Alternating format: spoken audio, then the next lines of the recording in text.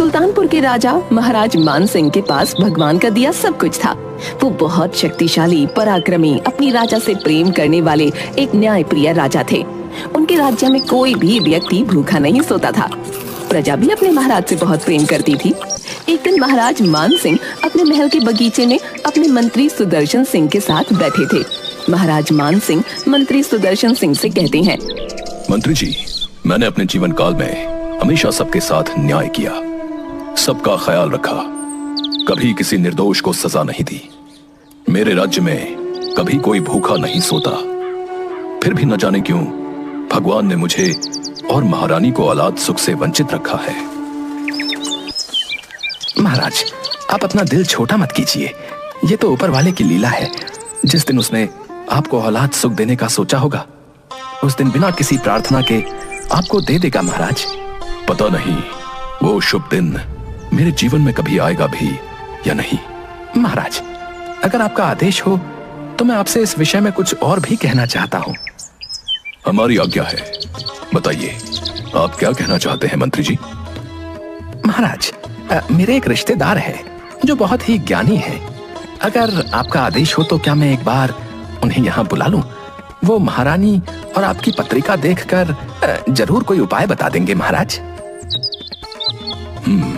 जरूर मंत्री जी, अगर आपको लगता है कि ये करना हमारे लिए लाभप्रद होगा तो आप अवश्य उन्हें बुला लीजिए और उन्हें लेने के लिए आप महल से सवारी भेज दीजिए। नहीं महाराज, उसकी कोई जरूरत नहीं है, वे अपने आप आ जाएंगे। मैं कल ही संदेश भेज देता हूँ। ठीक है मंत्री जी। महाराज और महारानी के कोई पुत्र या पुत्री नहीं था। इस बात का दुख उन्हें हमेशा रहता था कि उनके बाद उनका वंश खत्म हो जाएगा। उन्होंने बहुत उपाय किए थे, पर फिर भी उन्हें औलाद के सुख की प्राप्ति नहीं हो रही थी। 2 दिनों के बाद मंत्री जी ने अपने जानने वाले पुरोहित को बुला लिया। पुरोहित महाराज और महारानी के साथ एक कक्ष में बैठे थे और दोनों की जन्म पत्रिका जांच रहे थे। क्या बात है पुरोहित जी, आप बहुत देर से चुपचाप बैठे हैं और हम दोनों की पत्रिका को देखे जा रहे हैं। कुछ तो बोलिए। महाराज, आपकी पत्रिका में पुत्र दोष है, जिसके कारण आपके घर पर अभी तक कोई औलाद नहीं हुई है और आप इस सुख से वंचित हैं महाराज। पुरोहित जी, ये तो हम पहले से जानते हैं, परंतु इसका कोई उपाय नहीं है। उपाय तो है। आपको भगवान की भक्ति करनी होगी, क्योंकि एक वही है जो किसी भी तरह के दोष और अपराध को क्षमा करता है।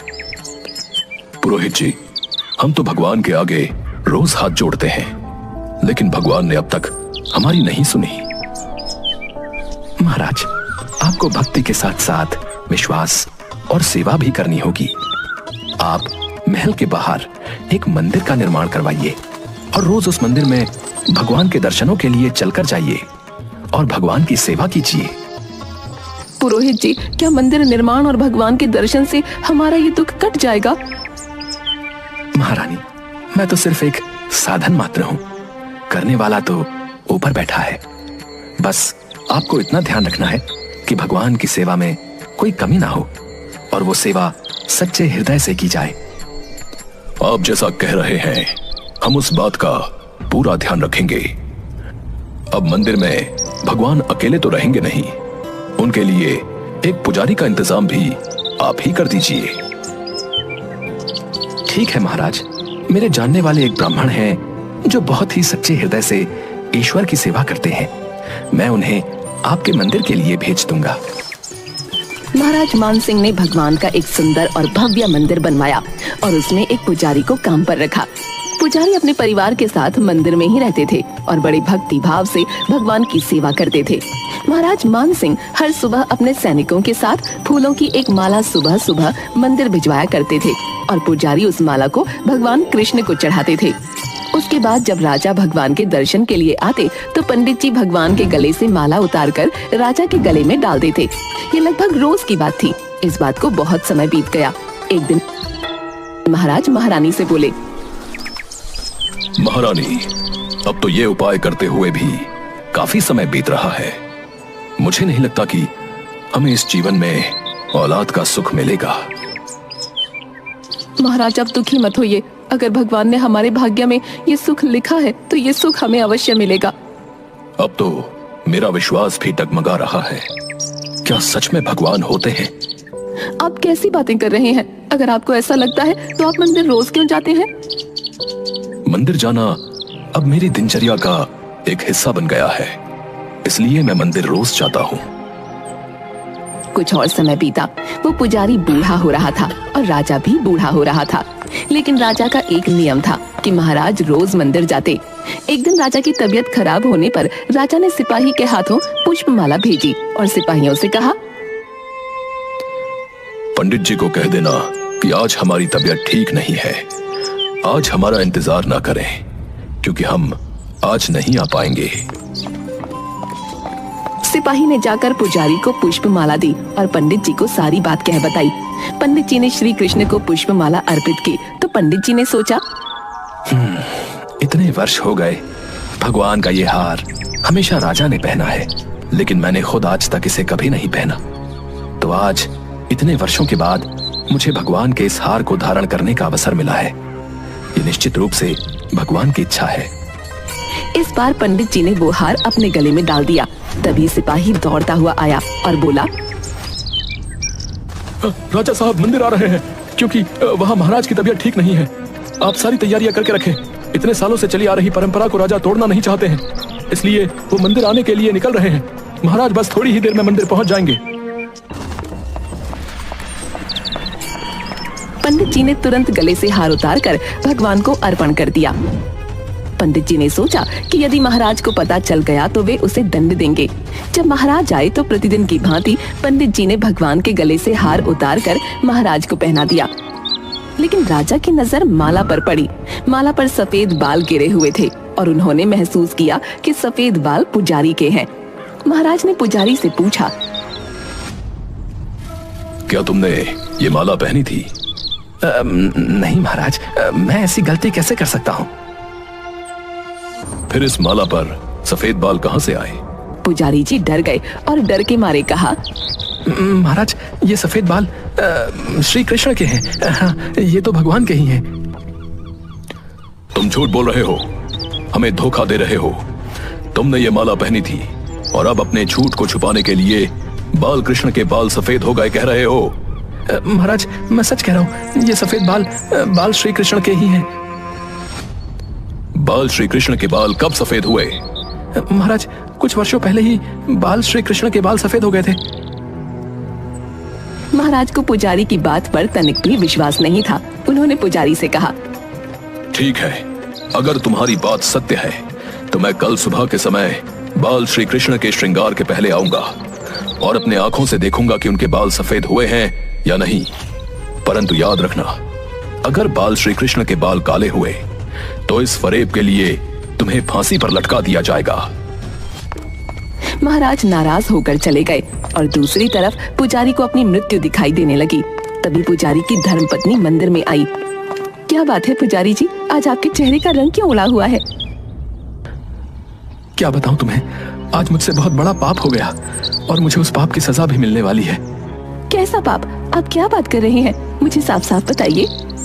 आज मैंने अपने मन की चंचलता के कारण भगवान के गले की माला अपने गले में डाल ली और डर के कारण खुद पहनी हुई माला को निकालकर वापस भगवान के गले में डाल दिया। ये तो बड़ा अनर्थ हो गया। अनर्थ भी हो गया और मेरी सजा भी निश्चित हो गई। इस अपराध के लिए महाराज मुझे फांसी पर लटका देंगे। आपने ये बात महाराज को क्यों बताई? पुजारी ने फिर सारी बात अपनी पत्नी से कही। परंतु बाल कृष्णा के बाल तो काले हैं, फिर आपने ऐसा झूठ क्यों बोला? आप महाराज को सच बोल देते और माफी मांग लेते, वे अवश्य आपको माफ कर देते। हाँ, ये करना ज्यादा उचित था, परंतु मैंने महाराज के डर से उनसे झूठ कह दिया था कि बाल श्री कृष्ण के बाल सफेद हो गए हैं। अब कल सुबह जब महाराज आएंगे और बाल श्री कृष्ण के बाल काले देखेंगे तो मुझे फांसी पर लटका देंगे। क्या इस सजा से बचने का कोई उपाय नहीं है? मुझे तो कोई उपाय नहीं दिख रहा। अब मैं भगवान से जाने अनजाने में किए हुए अपराध के लिए क्षमा मांगूंगा और अपने अगले जन्म के लिए प्रार्थना करूंगा। तुम घर जाओ, आज मैं रात को यहीं मंदिर में रहूंगा, भगवान के चरणों में। मैं भी यहीं भगवान के चरणों में ही रहूंगी और उनसे प्रार्थना करूंगी कि आपके द्वारा की गई भूल की आपको माफी दे दें। दोनों पति पत्नी मंदिर में भगवान के आगे हाथ जोड़कर बैठ जाते हैं।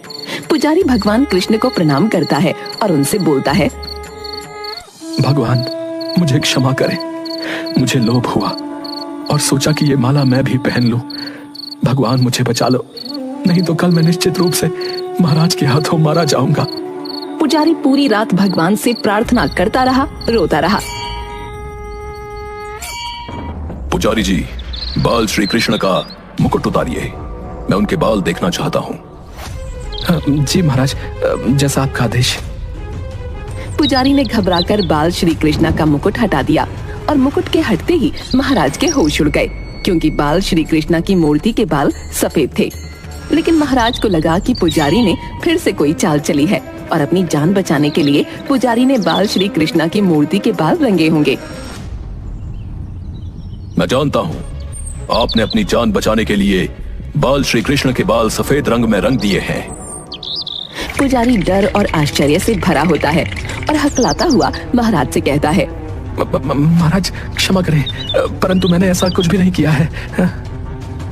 महाराज अपने मन की दुविधा को दूर करने के लिए जांच के उद्देश्य से बाल श्री कृष्णा के सर से एक बाल खींचकर तोड़ देते हैं और जैसे ही महाराज बाल श्री कृष्णा के सर से भगवान का बाल उखाड़ते हैं, वैसे ही बाल श्री कृष्णा की मूर्ति के सर से खून निकलने लगता है। ये देखकर महाराज भगवान के चरणों में गिर जाते हैं और उनसे क्षमा मांगने लगते हैं। हे बाल श्री कृष्ण, मुझे माफ कर दीजिए, मुझे क्षमा कर दीजिए।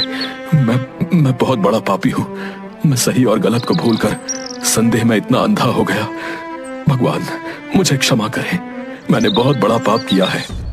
तभी मूर्ति से आवाज आई, राजन, आप मुझे केवल मूर्ति ही समझते हैं, इसलिए आज तक मैं केवल आपके लिए मूर्ति हूं। लेकिन इस पुजारी को मुझ में भगवान दिखा, तो मुझे उसकी जान बचाने के लिए अपने बाल सफेद करने पड़े और अपने भक्त की रक्षा करने के लिए आना पड़ा। भगवान मुझे माफ कर दीजिए। आज मुझे समझ में आ गया कि भगवान की पूजा करना और भगवान में आस्था रखना दोनों बहुत अलग अलग बातें हैं। शायद इसलिए आज तक आपने मेरी प्रार्थना नहीं सुनी। राजन, मैं तो आस्था का भूखा हूं, भोग और प्रसाद का नहीं। जिसकी जैसी आस्था होती है उसको वैसा ही फल देना मेरा काम है। उसके बाद राजा को अपनी गलती पर पछतावा हुआ। मुझे क्षमा कर दीजिए। मैंने न सिर्फ आप पर बल्कि अपने परमात्मा पर भी विश्वास नहीं किया। महाराज, क्षमा प्रार्थी तो मैं हूं, क्योंकि लालच के कारण मैंने भगवान के गले की माला अपने गले में डाली और फिर डर के कारण उस माला को वापस भगवान के गले में डाल दिया। पुरोहित जी, आपने जो किया वो अपराध नहीं है, वो तो कुछ क्षण की माया थी। परंतु मैंने तो इतने साल जो किया वो लालच के कारण किया और अपने ही परमात्मा पर विश्वास नहीं किया। परंतु अब मैं जीवन के इस सत्य को जान चुका हूं, इसलिए आज से मैं स्वयं अपने हाथों से बाल श्री कृष्ण की सेवा करूंगा। लेकिन अब ये सेवा मैं औलाद की लालसा में नहीं करूंगा, ये सेवा मैं उन्हें अपनी औलाद मानकर करूंगा। उस दिन के बाद महाराज और महारानी ने भगवान का श्रृंगार सेवा सब अपने हाथों से करना शुरू कर दिया, उन्हें एक सजीव रूप में समझकर। और बहुत जल्द बाल श्री कृष्णा ने महाराज और महारानी के यहाँ एक बालक के रूप में जन्म लिया। महाराज महारानी से बोले, भगवान की लीला भी कैसी अनोखी है। जब हम औलाद की लालसा में पूजा पाठ दान धर्म करते थे, तब भगवान हमारी प्रार्थना नहीं सुन रहे थे, और आज जब हमने बाल श्री कृष्ण को ही अपनी औलाद मान लिया, तो उन्होंने हमें ये बालक दे दिया। महाराज तभी तो कहते हैं कि ऊपर वाले की लीला वही जानता है। महाराज ने उस बालक का नाम कृष्ण सेन रखा।